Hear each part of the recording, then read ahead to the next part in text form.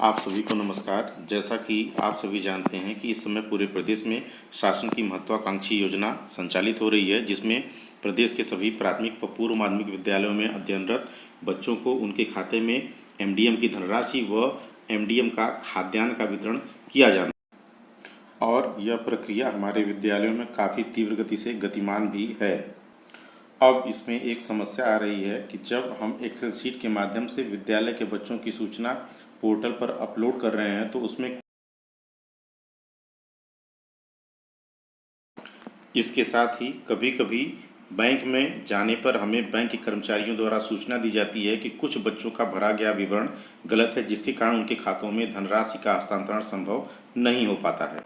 अतः हमें पोर्टल पर भरी गई सूचना में संशोधन करना अनिवार्य हो जाता है। तो आज हम ये समझेंगे कि हम किस प्रकार से पोर्टल पर भरी गई सूचना में संशोधन आसानी से कर सकते हैं।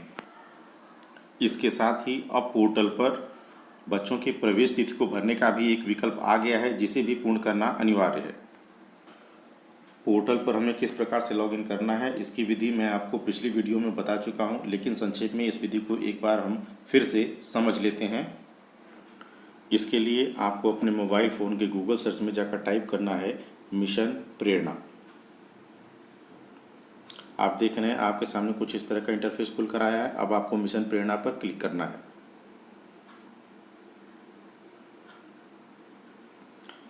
इस पर क्लिक करते ही आपके सामने कुछ इस तरह का इंटरफेस आएगा, जिस पर यहाँ पर लेफ्ट साइड में 3 जो लाइंस बनी हुई हैं आपको उस पर क्लिक करना है। नीचे आपको ऑप्शन दिखाई दे रहा है बैंक डाटा अपलोड। अब आपको इस पर क्लिक करना है।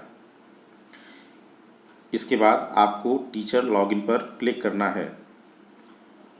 आप देख रहे हैं आपके सामने कुछ ऑप्शंस खुलकर आ रहे हैं, जिसमें है login for student enrolment and bank upload. आप सभी जानते हैं कि कुछ समय पहले तक यहाँ डीबीटी का भी ऑप्शन दिखाई दे रहा था, लेकिन साइट के अपडेशन के कारण यह इस समय यहाँ पर उपलब्ध नहीं है। नीचे लिखा भी हुआ है कि मिशन प्रेरणा वर्तमान में सर्वर के उच्चीकरण होने के कारण दिनांक 26/7/2021 तक प्रभावित रहेगा।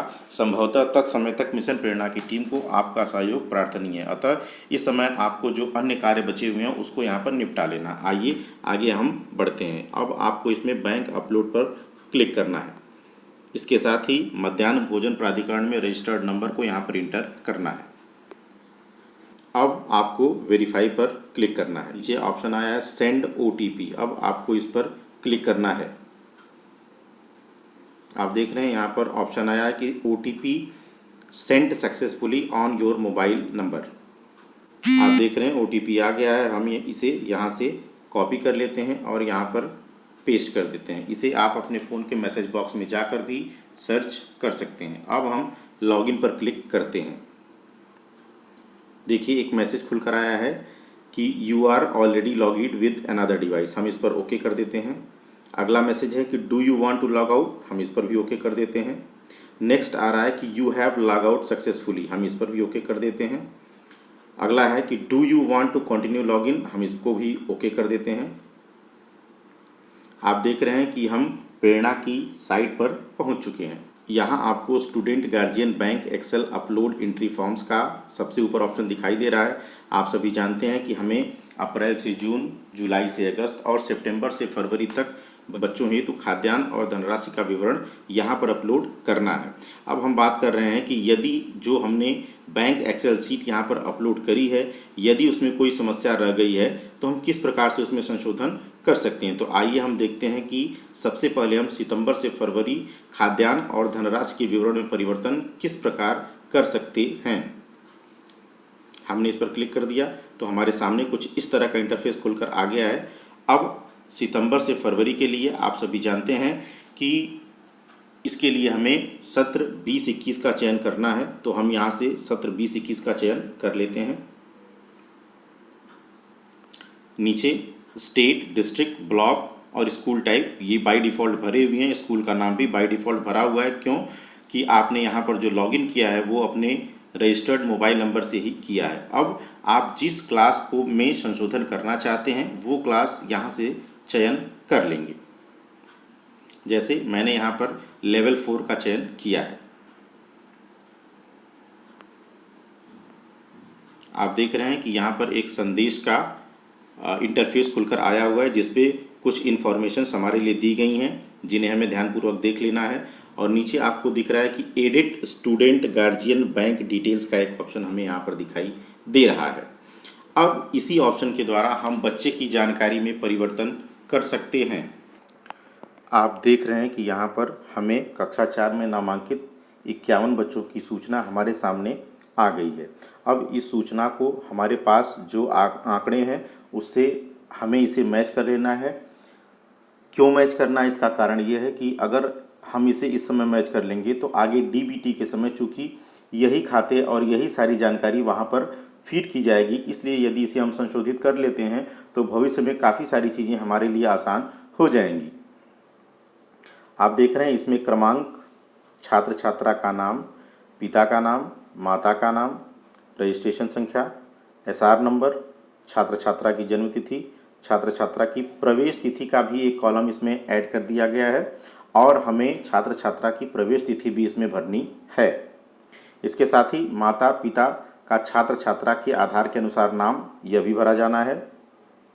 इसके साथ ही IFSC कोड भी यहाँ पर बैंक का भरा जाना है। मैं आपको बताना चाहता हूँ कि आप सभी जानते हैं कि कुछ बैंकों का आपस में विलय हो जाने के कारण, जैसे काशी गोमती बैंक ऑफ बड़ौदा में विलय हो जाने के कारण अब इसका नाम बड़ौदा यूपी बैंक हो गया है। इसके साथ ही इलाहाबाद बैंक का विलय इंडियन बैंक में हो जाने के कारण इसका IFSC कोड भी बदल गया है। अतः जो नया IFSC कोड है हमें वहाँ पर इसकी एंट्री कर देनी है।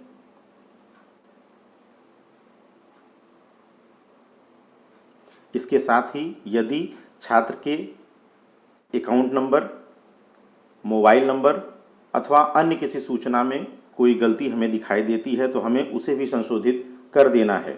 इसे संशोधित करने के लिए आपको सबसे पहले यहाँ जो एक चेक बॉक्स दिखाई दे रहा है आपको इस पर क्लिक करना है।